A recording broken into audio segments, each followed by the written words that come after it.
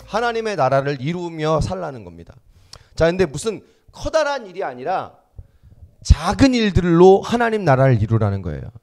내게 맡겨주신 작은 부르심, 작은 선한 일, 좋은 말하고 좋은 얼굴 해주고 사람 반응해주고 높여주고 이런 작은 일들로 하나님 나라를 이루어가라고 말씀합니다.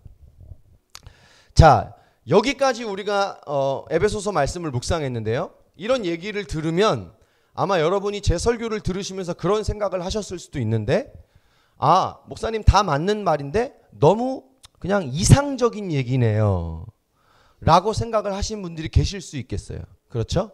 네, 그럴 수 있잖아요. 자, 근데 이상적인 얘기인가? 자, 오늘부터는 어떤 얘기를 하게 되냐면요. 자, 그래서 건너뛰어 왔습니다. 오늘부터는 어떤 얘기를 하게 되냐면 정반대로 아주 실제적이고 아주 치열하고 아주 현실적인 얘기들을 하게 될 겁니다. 여러분, 바울이 그렇게 이상적인 사람이 아니에요. 이상주의자가 아닙니다. 뜬구름 잡는 그런 사람이 절대 아닙니다. 자, 굉장히 현실적인 얘기, 치열한 이야기들을 바울이 오늘부터 하게 됩니다. 자, 그게 뭐냐? 결론부터 말하면 이렇습니다. 자, 우리는요, 영적 전쟁 한가운데에 있다는 거예요. 영적인 전쟁 한가운데 있습니다. 저와 여러분은요. 자, 영적 전쟁이라는 단어를 기억해 보세요. 우리가 영적 전쟁 한가운데 있다는 거는 우리가 싸우는 대상이 사람이 아니라는 거예요. 우리가 싸우는 대상이 환경도 아니라는 거예요. 우리가 싸우는 대상이 뭐냐면 마귀라는 거예요. 마귀. 자, 우리 오늘 본문의 10절에서 12절 말씀 같이 읽겠습니다. 같이 한번 읽어볼까요? 자, 시작. 끝으로 너희가 주 안에서와 그 힘의 능력으로 강건하여지고 마귀의 간계를 능히 대적하기 위하여 하나님의 전신갑주를 입으라. 12절. 우리의 씨름은 혈과 육을 상대하는 것이 아니요 통치자들과 권세들과 이 어두움의 세상 주관자들과 하늘에 있는 악한 영들을 상대합니다. 바울이 이렇게 말해요. 우리가 싸우는 거 이 세상의 혈과 육 아니라는 거예요. 사람하고 싸우는 거 아니라는 거예요. 우리가 싸우는 거는 마귀하고 싸우는 거라는 거예요. 어둠의 세력과 싸우는 거라는 거예요. 자, 여러분, 우리가 마귀하고 싸우고 있다면 이거 좀 심각해져야 돼요. 이거 좀 진지해질 필요가 있어요. 우리의 신앙생활에 있어서. 자, 왜 그럴까요? 자, 제가 에베소서를 인용해서 두 가지의 근거만 할게요. 첫 번째, 여러분, 에베소서에 이런 얘기를 했어요. 하나 될 수 없는 유대인과 이방인이 복음으로 하나 됐다. 그렇죠? 자, 여러분, 복음은 하나 되게 한다면 마귀는 우리가 하나 되지 못하도록 끊임없이 공격할 거예요. 미워하게 하고요. 용서하지 않고요. 자신의 마음 안에 있는 마음들을 풀지 않게 계속해서 그 마음들을 공격해요. 이 실제적인 거예요. 여러분, 우리의 관계의 문제는 인간적인 관계의 문제일 뿐 아니라 우리의 관계의 문제는 영적인 문제예요. 왜 영적인 문제일까요?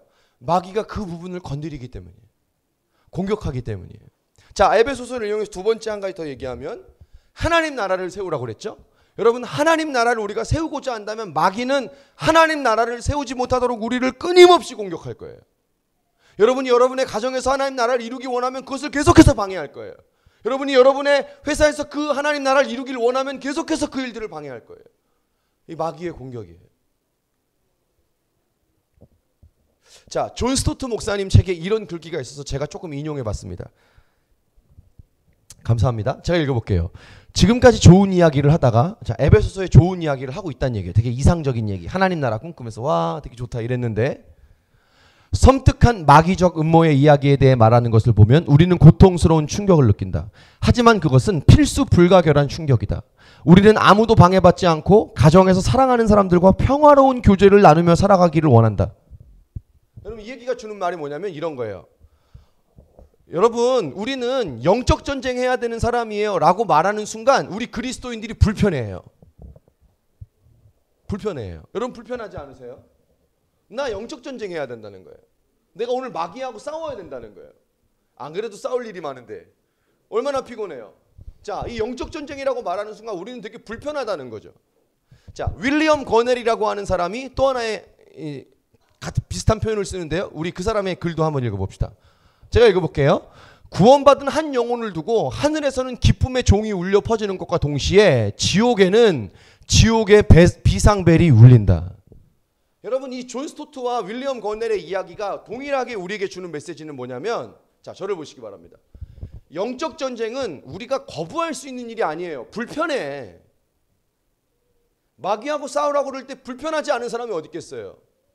근데 불편하지만 이것은 우리가 받아들여야 될, 너무나 선택할 수 있는 문제가 아니라 필수적인 일이라는 거예요.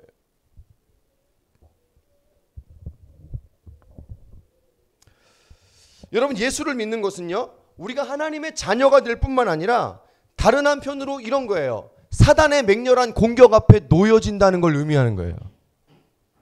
여러분, 우리 예수 믿었죠? 그래서 우리는 사단의 맹렬한 공격 앞에 놓여져 있기도 한 거예요. 하나님의 자녀가 될 뿐만 아니라. 자, 그래서 그리스도인인 우리 모두가 다 군사가 되지 않으면 안 된다는 거예요. 영적 군사가 되라는 것입니다. 영적 군사가 되라는 거예요. 근데 여기에 이게 선택의 문제가 아니에요. 우리 모두가 다 군사가 되어야 하는 거예요. 이게 성경의 메시지예요. 선택할 수 있는 게 아니에요. 아, 목사님, 저는 가끔 이렇게 그런 헌신에 대한 이야기, 도전적인 이야기를 하면, 아, 목사님, 저는 그렇게 못 사는데요. 부담스러운데요. 아이, 부담스럽지. 부담스러운 거의 문제가 아니라 선택의 문제가 아니에요. 왜냐하면 우리가 예수님 믿는 동시에 여러분, 지옥엔 난리가 났어요. 난리가 났어요. 우리를 어떻게 무너뜨릴 것인가. 선택의 문제가 아니라는 거예요. 자, 여러분, 에베소서와 한 번 더 연결을 해보면 이런 거예요. 여러분, 우리가 이 땅에 하나님 나라를 세워가기 위해서는 피나는 몸부림과 치열한 싸움을 하지 않으면 안 된다는 거예요. 여러분, 아주 굉장히 남들이 볼 때는 작고 사소해도 죄의 유혹을 이기려면 여러분 굉장히 치열한 싸움이 필요할 거예요. 그렇죠? 남들이 볼 때는 별게 아닙니다. 근데 내가 그 죄의 유혹을 이기려면 어마어마한 싸움을 해야 돼요. 여러분, 우리 지난주에 거짓말하지 말라 그런 얘기했는데, 거짓말 안 하려면 어떤 일이 있냐면 내가 손해를 감수하는 눈물을 흘려야 합니다. 근데 마귀는 그렇게 하지 못하도록 우리를 맹렬히 공격한다는 거예요. 여러분, 지금까지 얘기했던 얘기는 뭐냐? 우리에게 지금까지 했던 얘기를 통해서 성령님이 우리 가운데 하시고자 하는 메시지는 뭐냐면 이거예요. 여러분, 우리가 이것을 알아야 합니다. 영적인 세계는 실제한다는 거죠. 여러분, 마귀의 존재는 분명히 있다는 거예요. 여러분, 하나님은 계십니다. 아멘. 하나님이 계시다는 건 마귀도 있다는 거예요. 여러분, 천국이 있다면 지옥도 있는 거예요. 근데 우리는 보통 무슨 생각을 하고 있냐면, 내 눈에 보이는 거, 내 마음에 느껴지는 거, 내가 생각하고 있는 거, 그것만 전부다, 그것만 옳다라고 생각한다는 거예요. 그렇지 않다는 거예요. 영적인 세계는 실제라는 것이죠. 자, 우리 11절 말씀을 한 번 더 보겠습니다. 11절 말씀. 11절 말씀에 마귀의 간계를 능히 대적하기 위하여 하나님의 전신갑주를 입으라, 이렇게 말합니다. 여러분, 마귀의 간계라는 단어를 바울이 써요. 이 간계라는 단어가 제가 찾아보니까 메소데이아라는 말이에요. 근데 이 메소데이아라는 말이 영어 메소드라는 단어더라고요. 방법이라는 단어예요. 무슨 말이냐면 이런 거예요. 마귀가요, 우리를 영적 전쟁에서 지게 하기 위해서 간교한 수많은 방법으로 우리를 공격한다는 거예요. 메소데이아. 여러분, 이 마귀의 방법은 굉장히 많아요. 뭐 다 말할 수는 없는데, 첫 번째, 유혹해요. 여러분, 유혹은 굉장히 치명적인 방법이에요. 아담과 하와가 유혹에 빠져서 선악과를 따먹었으니까요. 두 번째, 복음의 길을 방해하기도 해요. 방해하기도 해요. 세 번째, 거짓으로 가장하기도 해요. 함정을 파기도 해요. 함정을 파기도 해요. 우리 지난주에 중국의 박인철 선교사님 얘기를 했는데요. 제가 조금 궁금해서 좀 실질적으로 찾아봤어요. 중국이 종교법을 발행했는데 2020년 안에 모든 해외 선교사를 중국에서 쫓아내버리고 싶은 거예요. 2020년까지 모든 선교사를 다 하는 거예요. 이 페이퍼가 뭐냐면요, 자진 신고해서 써서 내는 그 페이퍼라고 제가 들었어요. 근데 여러분, 이거는 그냥 단순히 정치 싸움이 아니에요. 이거는 뭐냐면 그 땅에 복음이 들어가지 못하도록 막는 영적인 싸움이라는 거예요. 영적인 싸움이라는 거예요. 이런 게 영적 전쟁이죠.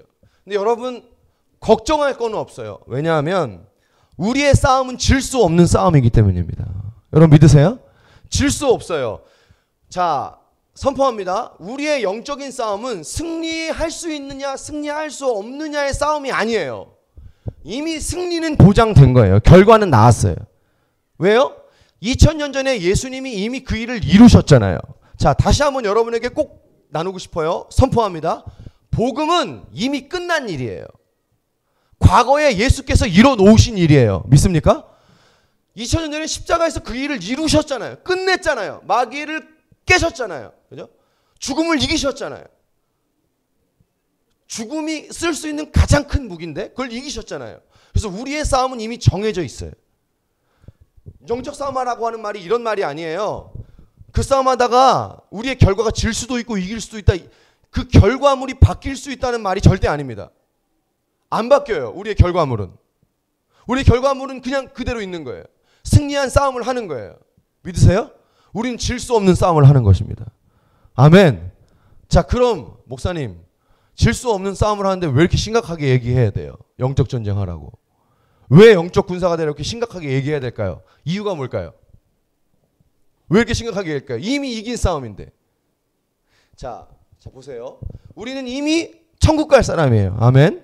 우린 이미 승리한 사람이에요. 아멘. 근데 승리는 보장돼 있지만 결국에 종국의 승리는 보장돼 있지만 우리가 영적인 군사, 영적인 싸움을 하지 않으면 이 땅에서 마귀가 주는 계속적인 공격에 노출돼요. 마귀가 주는 고통에 시달리게 돼요. 두 번째, 우리가 싸우지 않으면 우리의 신앙은 타락해요. 교회는 타락해요. 여러분 그 전 세계를 당시에 패권을 지배하고 있던 로마가 왜 망했는지 아세요? 로마가? 여러분 팍스 로마나라고 하는 단어를 들어보셨어요? 팍스 로마나. 영원한 로마의 평화예요. 로마는 너무 강대국이야. 더 이상 여기는 로마에는 전쟁도 없다는 거예요. 그래서 로마가 스스로 군장과 무장하기를 스스로 포기합니다. 팍스 로마나라고 하는 자기들이 만들어낸 단어 때문에. 우리가 온 세계를 다 평정했는데 뭐 더 이상 전쟁이 있겠냐는 거예요. 그러면서 스스로 싸움을 포기하기 시작하는 거예요. 군대의 소집을 포기하기 시작하는 거예요. 그때부터 로마가 타락하기 시작하는 거예요. 그 팍스 로마나가 로마를 무너뜨려. 여러분 그리스도인이 싸우기를 거절할 때, 교회가 싸우기를 거절할 때 교회가 타락하는 거예요. 우리가 타락하는 거예요. 우리의 싸움은 이미 승리가 보장되어 있지만 사랑하는 여러분 선포합니다. 우리가 영적 군사로 설 수 있기를 축복합니다. 우리 옆에 계신 분에게 좀 말해주세요. 당신은 영적 군사입니다. 아멘. 아멘. 그래서 여러분 참된 그리스도인이라면 분명히 이것이 우리에게 보장되어져야 하는 거예요. 뭐냐? 싸우고 있느냐? 그가 어떻게 싸우고 있느냐? 그것이 그리스도인이라는 증거예요. 여러분 싸우고 계세요? 여러분 우리의 싸움에서 승리할 수 있기를 주의 이름으로 축복합니다. 싸워야 돼요. 싸워야 돼요. 자, 오늘 본문에요. 이 바울이 영적인 전쟁을 이길 수 있는 방법을 얘기합니다. 자, 그게 뭐냐? 11절입니다. 11절. 자, 아까 읽었으니까 다시 읽지 않을게요. 자, 뭐를 입으랍니까? 하나님의 뭐를 입으라고요? 전신갑주를 입으라. 자, 이 전신갑주는 뭐냐면 쉽게 말하면 갑옷이에요. 갑옷. 영적 갑옷을 입으라는 겁니다. 왜 하필 갑옷일까요? 자, 이런 거예요. 바울이요. 그때 당시에 세계 최고의 군대였던 로마 군대의 그 병사의 갑옷을 보고 영적 갑옷, 전신갑주를 상상해낸 거예요. 자, 그 전신갑주의 내용이 뭐냐? 13절에서 17절이에요. 우리 모양을 한번 상상해 보면서 한번 읽어보죠. 제가요 사진을 계속 찾았어요. 로마 병사 사진을 계속 찾았는데 마땅한 게 안 나왔어요. 무슨 스파르타쿠스 뭐 이런 건 나오는데 안 나왔어요. 그래서 제가 다시 찾아서 요 시리즈 끝나기 전에 제가 여러분들에게 보여드리고 싶은데요. 자, 우리 상상해 보면서 같이 읽어보시죠. 13절에서 17절. 자, 같이 읽겠습니다. 시작. 그러므로 하나님의 전신갑주를 취하라. 이는 악한 날에 너희가 능히 대적하고 모든 일을 행한 후에 서기 위함이라. 그런즉 서서 진리로 너희 허리띠를 띠고 의의 호심경을 붙이고 평안의 복음이 준비하는 것으로 신을 신고 모든 것 위에 믿음의 방패를 가지고 이로써 능히 악한 자의 모든 불화살을 소멸하고 구원의 투구와 성령의 검 곧 하나님의 말씀을 가지라. 아멘. 여러분 이게 전신갑주의 모양이에요. 영적 갑옷이에요. 자, 오늘부터 전신갑주의 장비 하나씩을 볼 거예요. 장비 하나씩. 예.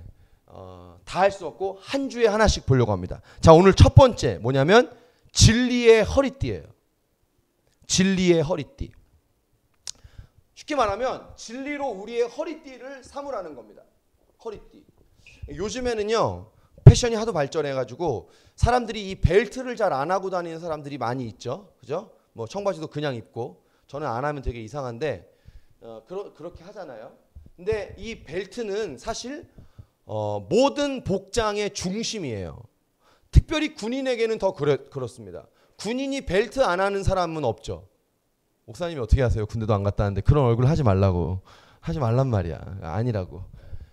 군인이 안 하지 않잖아요. 그죠? 예. 왜냐? 벨트에는 많은 장비를 착용해요. 심지어 무기도 착용하잖아요. 이 벨트는 굉장히 중요한 거예요. 자, 근데 우리가 유의해서 봐야 될 게 뭐냐면 로마 군인의 벨트는 특징이 하나 있어요. 그게 뭐냐면 이 허리를 받쳐주는 역할이래요. 제가 찾아보니까 단순히 바지 흘러내리지 말라고 하는 벨트의 개념이 아니라 허리를 받쳐주기 위해 그 벨트를 한다는 거예요. 로마 군인은요.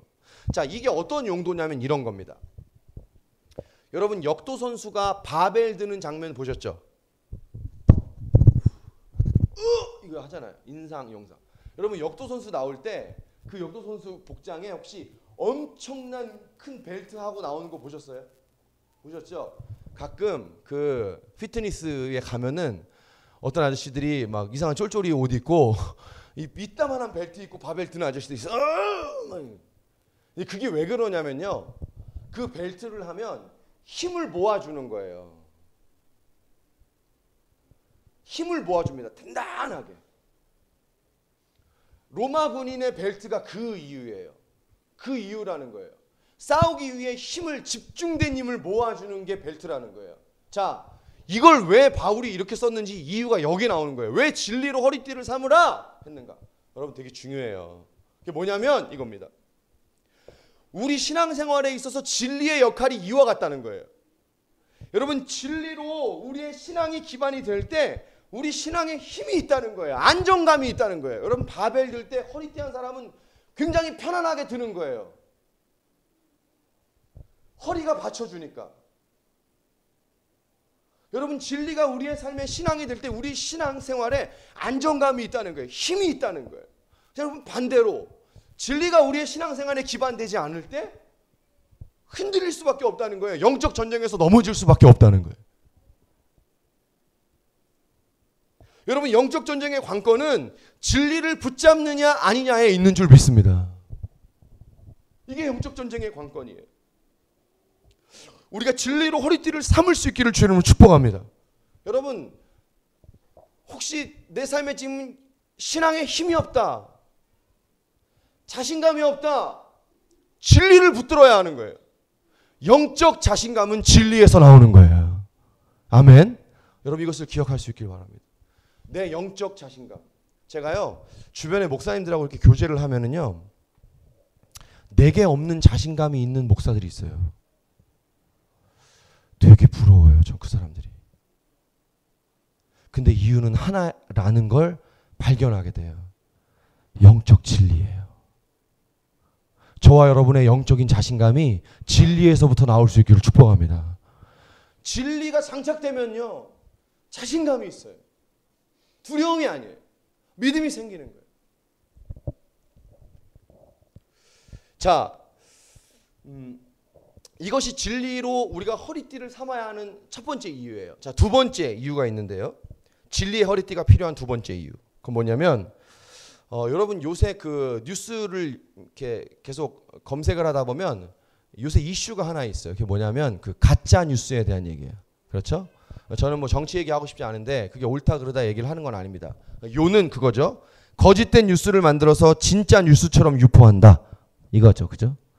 자, 근데 영적 세계도 똑같아요. 자, 굉장히 중요한 얘기를 하나 여러분들에게 선포할 겁니다. 뭐냐면, 여러분, 사단의 공격은 거짓말을 믿게 하는 데에 있어요. 그러니까 사단이 우리에게 영적 전쟁을 하는 건 뭐 다른 어떤 것으로 하는 게 아니라 우리로 하여금 거짓말을 자꾸만 믿게 합니다. 가짜 뉴스, 거짓 뉴스를 믿게 하는 데 있어요. 이게 사단의 엄청난 공격이에요. 자, 죄송합니다. 제가 아주 쉬운 예를 들으려고 하기에 이런 예를 들어드리는 거예요. 죄송해요. 지금 여러분 우리 옆에서 마귀가 계속 거짓말을 해요.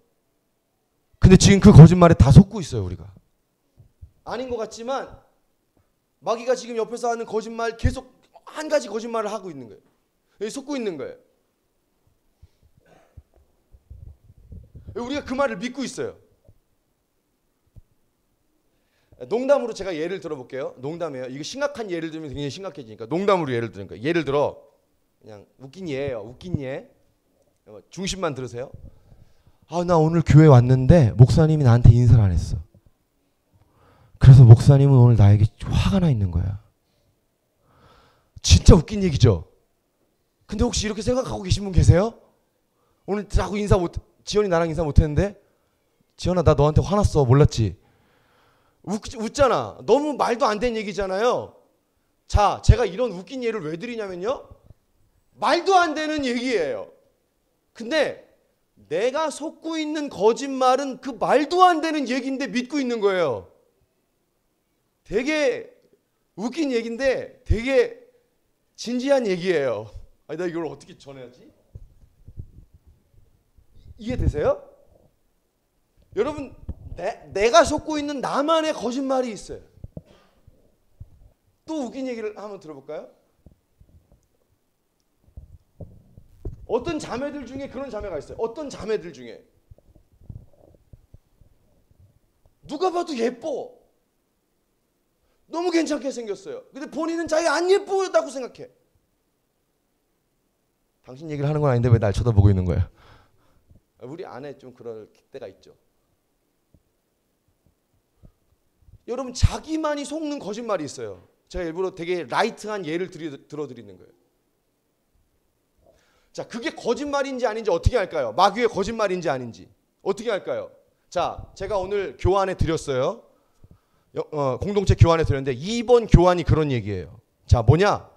내가 지금 마귀의 거짓말에 속고 있는지 안 속고 있는지 어떻게 하냐? 그 내용을 여러분 주변의 옆 사람에게 말해보세요. 그럼 그 사람이 100% 이렇게 얘기해요. 그거 아닌 것 같은데? 자기 혼자 속고 있는 거예요. 근데 우리는 아니라고 말하는데 계속 그걸 진실로 믿고 있다. 자, 선포합니다. 굉장히 중요한 말이에요. 우리의 삶의 불행은 환경의 문제가 아니라 가짜 뉴스를 믿고 있다는 데서 시작하는 거예요. 환경의 문제가 우리를 불행하게 하는 게 아니에요. 가짜 뉴스, 거짓말을 믿고 있는 거예요. 나 돈 없으니까 불행해. 돈이 없으니까 불행한 게 아니라 불편한 거예요. 불행하다고 믿으니까 불행한 것입니다. 우리의 삶의 문제의 고통은 여기서 오는 거예요. 가짜 뉴스를 믿게 하는 마귀의 영적 공격이라. 그게 불행이라는 거예요. 자, 그래서 세 번째, 우리가 속고 있는 거짓말이 뭘까? 뭐 너무 많기도 하겠죠. 반대로 우리가 알아야 되는, 붙잡아야 되는 진리는 뭘까? 너무 많겠죠. 이 성경 전체가 다 진리니까요. 자, 제가 요거 비교해서 설명해서 제가 한 5가지를 제가 설명을 하려고 그러다가 그냥 추렸는데요. 한 3가지 정도만 얘기하고 끝낼 건데요. 첫 번째, 우리가 속고 있는 거짓말 첫 번째 이거예요. 하나님은 지금 나를 미워하고 있다. 지금 아마 내 모습 보고 하나님이 이러고 있다. 진리예요, 거짓말이에요? 자, 몰라서 답을 안 하는 거예요? 너무 쉬워서 답을 안 하는 거예요?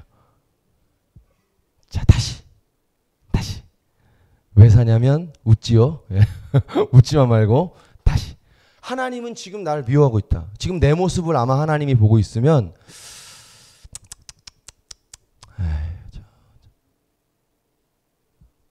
진리예요, 거짓이에요? 거짓말이에요. 여러분, 진리는 뭐예요? 하나님은 어떤 상황에도 나를 미워하지 않는다. 이게 진리예요. 진리는 뭐예요? 하나님은 어떤 상황에도 나를 정죄하지 않는다는 거예요. 누구든지 그리스도 예수 안에 있는 자에게는 결코 정죄함이 없나니. 여러분, 하나님 우리 정죄하지 않습니다. 어떤 상황에도 미워하지 않아요. 내가 죄 가운데 있을지라도 미워하지 않아요. 왜냐하면 이는 예수 안에 있는 생명의 성령의 법이 우리를 죄와 사망의 법, 율법, 정죄하는 법에서 뿌리를 뽑아서 우리를 생명으로 옮겨놨기 때문이에요. 여러분, 우리는 뿌리가 뽑혀가지고 존재가 일로 온 거예요. 우리에게는 정죄가 없어요. 우리에게는 주님이 미워하지 않아요. 그리스도 예수 안에 있는 자에게는요. 여러분, 이 사실을 믿으세요? 믿으세요? 근데요, 여기에 너무나 많은 사람들은 이 말씀이 이게 진리가 아니고 이 거짓말에 속고 있어요. 왜 그럴까? 로마서 8장 1절의 진리의 기반이 우리의 허리를 붙들고 있지 않기 때문에. 내 모습 보면 한심한 거예요. 내가 내 모습 보고 있어요. 진리의 기반이 아니라 사람의 기반으로, 사람의 눈으로 우리의 삶을 평가하고 바라보고 있기 때문에. 그렇지 않다는 거예요. 여러분, 신앙생활 오래 해도 진리의 기반이 없으면 계속 두려운 거예요. 지금 내 모습, 하나님 나를 정죄하고 있다고 생각하는 거예요. 그렇지 않습니다. 여러분, 이 진리의 기반이 우리 가운데 있지 않으면 회복이 없는 거예요. 어떤 상황이어도 하나님 여전히 나를 사랑하기 때문에 돌아갈 수 있는 근거가 있는 줄 믿습니다. 근데 이 진리가 근거가 되지 않으니까요, 돌아갈 수 없어요. 선포합니다. 하나님 우리 정죄하지 않습니다. 정죄는 끝났어요. 아멘. 어떤 상황에도 하나님 우리 미워하지 않아요. 자, 근데 진리 하나 더. 그러나 하나님은 정죄하지 않지만 우리가 죄 가운데 있을 때 하나님은 근심하세요. 이건 진리예요. 성령님은 정죄하지 않습니다. 그러나 우리가 죄 가운데 있을 때 근심하세요. 이건 진리예요. 자, 두 번째. 비슷한 거예요. 나는 예수 믿기 때문에 심판받지 않는다. 진리예요, 거짓말이에요? 진리예요, 거짓말이에요? 이 심판은 지옥 가는 얘기 아니에요? 지옥은 안 가요, 우리. 예수 믿었는데 어떻게 지옥 가요? 자, 난 예수 믿었기 때문에 심판받지 않는다. 진리예요, 거짓말이에요? 네, 거짓말이에요. 지옥 간다는 얘기 아니라고 제가 말씀드렸어요. 목사님, 하나님이 정죄하지 않는다면서요. 미워하지 않는다면서요. 근데 왜 심판하세요? 자, 들어보세요. 이 심판이라는 단어를 너무 무섭게 들으면 안 돼요. 심판이라는 단어가 무섭게 들리면 안 되고요. 여러분, 우리가 하나님의 말씀에 지속적으로 순종하지 않을 때 하나님은 우리 삶에 심판하세요. 근데 왜 심판하냐면 사랑하기 때문에 심판해요. 근거가 사랑이에요. 정죄해서 미워해서 심판하는 게 아니에요. 예한이가 계속 말을 안 들으면 제가 훈계할 거예요. 혼낼 거예요. 근데 제가 예한이를 혼내는 이유는 정죄하고 싶어서가 아니라 내가 너무 사랑하는 아들이기 때문에 지금 내가 얘를 훈계하지 않으면 얘를 잃어버릴 수 있기 때문에 훈계하는 거예요. 심판의 근거는 사랑이에요. 사랑하기 때문에 심판하는 거예요. 예수 믿기 때문에 우리는 지옥에 안 가니까 나는 심판이 없다. 거짓말이에요. 진리가 아니에요. 부모인데 하나님이요. 하나님 날 사랑하는데요. 어떻게 심판이 없겠어요? 어떻게 훈계하지 않으시겠어요? 훈계하지 않은 자식은 사랑하는 자식이 아닌 거예요. 여러분, 우리가 알고 있지만 속고 있는 거짓말. 신앙생활 우리가 오래 하면서 우리가 그냥 잊어버리는 거짓말. 예수 믿으니까 심판이 없다. 지옥 가지 않습니다. 그러나 하나님의 사랑의 훈계와 심판은 있다. 그러나 그 심판의 근거는 사랑이다. 사랑이다. 세 번째, 진리냐 거짓이냐. 난 혼자다. 거짓말이죠? 거짓말이죠? 거짓말이에요. 여러분, 이게 진짜 유치한 거짓말이에요. 정말 유치한 거짓말인데 거의 속고 있어요, 이 거짓말에. 저도 속아요. 오늘 아침에도 제가 이 거짓말에 속고 있었어요. 여러분, 마귀가 우리에게 이렇게 얘기 안 해요. 너 혼자야. 이렇게 얘기 안 합니다. 이렇게 머리 좋아서. 마귀가 오늘 아침에 제 마음을 어떻게 속인 줄 아세요? 이렇게 속여요. 야, 너 혼자 열내는 거야. 야, 너 혼자 발버둥 치는 거야. 해도 소용없어. 여러분, 우리 혼자라는 얘기가 얼마나 유치한 얘기예요. 제가 강단에서 선포할 얘기는 아니잖아요. 얼마나 유치한 얘기예요. 너 혼자야. 우리 혼자 아니라는 거 너무 잘 알고 있는 거예요. 근데 여기 다 속고 있어요. 제가 교회 근처를 걷는데요. 우리 성도 하나가 혼자 이러고 있는 거예요. 근데 얘가 혼자 어딜 가고 있는 게 아니라 혼자 서성이고 있는 거야. 근데 제가 그 모습을 보는 순간 갑자기 막 내 마음을 주체할 수가 없는 거예요. 너무 안 된 거예요. 여러분, 우리가 자꾸 속는 게 뭐냐면 혼자라는 생각을 우리가 안 믿는다고 하지만 자꾸 그걸 믿기 때문에 자꾸 내 혼자 힘으로 해요. 신앙생활을 혼자 해요. 신앙생활을 혼자 하니까 공동체를 자꾸 잃어버리게 해요. 여러분, 신앙생활을 혼자 못하는 거예요. 에베소서의 주제, 그리스도의 몸이에요. 우리는 공동체라는 거예요. 함께 있어야 힘을 발휘한다는 거예요. 여러분, 제가 엊그저께 어떤 목사님 만났는데 목사님 저한테 그런 얘기를 해요. 나 공동체 필요해. 나 이런 얘기 할 사람이 필요해, 목사님. 여러분, 우리 모두에게는 뭐가 필요하냐면 나를 위해 기도해 줄 사람이 필요해요. 그렇죠? 우리 모두에게는 나를 위해 함께 눈물 흘려줄 사람이 필요해요. 근데 자꾸 우리는 혼자가 돼요. 여러분, 혼자 밥 먹지 마세요. 혹시 저한테 전화하실래요? 밥 같이 먹어요. 나랑 밥 먹기 싫으면 할 수 없지만. 혼자가 편하다. 거짓말이에요. 여러분, 난 혼자야. 완전 거짓말이에요. 하나님 정말 함께 하시는 거예요. 우리를 위해 기도하는 사람이 있어요. 여러분, 이 사실을 믿으세요? 분명히 기도하는 사람이 있어요. 나 결혼 안 해도 행복할 것 같다. 거짓말이야. 결혼하면 그런 얘기 제발 하지 마. 이번 생에는 결혼은 안 될 것 같아요. 교회 안 다니고 다른 종교 믿으시나 봐요. 우리 생이 2개인가요? 그렇지 않아요. 진리는 뭘까요? 난 혼자 아니다. 나에겐 공동체가 필요하다. 나에겐 기도해 줄 사람이 필요하다. 나에게는 기도가 필요하다. 제가 거짓말에 속고 있었나 봐요. 그게 거짓말이라는 것조차도 모르고 있었으니까. 제가 거짓말에 속고 있었나 봐요. 근데 어느 청년 하나가 그래요. 저한테. 목사님 통해서 하나님 마음을 제가 느껴요. 오해하지 마세요. 저는 걔가 말하는 그런 수준은 안 되는 사람이에요. 목사님 통해 예수님 마음 느껴져요. 저는 그런 수준은 안 돼요. 근데 걔가 말하는 그 말은 진심이에요. 근데 제가 그 얘기를 들으니까요. 살아나요. 그 얘기가 야, 나 혼자 열내는 거야. 야, 뭐 하는 거야? 이런 거짓에서 우리를 자유케 하는 거예요. 여러분, 진리가 우리를 자유케 하는 줄 믿습니다. 여러분, 거짓말에 속지 마세요. 우리가 속고 있는 거짓말이 뭐 한두 개겠어요? 다 이야기할 수 없어요. 그러나 그거 하나 있어요. 우리가 거짓말이라는 걸 알고 있어요. 근데 속아요. 거짓말이라는 걸 알고 있는데 그걸 떨칠 수가 없어요. 오늘 선포합니다. 예수님의 이름으로 선포합니다. 우리를 속이고 있는 모든 마귀의 거짓말이 끊어질 수 있기를 축복합니다. 습관내세요. 말씀을 마무리할게요. 이런 잘못된 거짓 메시지들이 우리를 계속 공격해요.